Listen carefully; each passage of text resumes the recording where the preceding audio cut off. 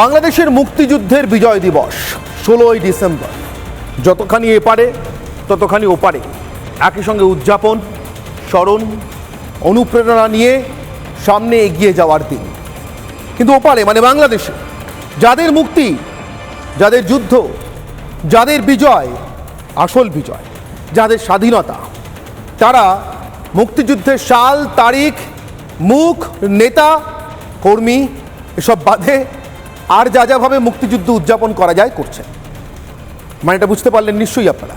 মুজিবুর রহমান নেই, তার সঙ্গীরা নেই, মুক্তিযুদ্ধের সেনানীরা নেই। কে প্রতিপক্ষ ছিল?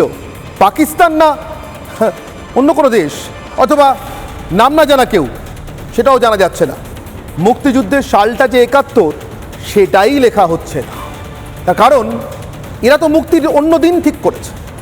এরা তো দ্বিতীয়বার স্বাধীনতা পেয়েছে।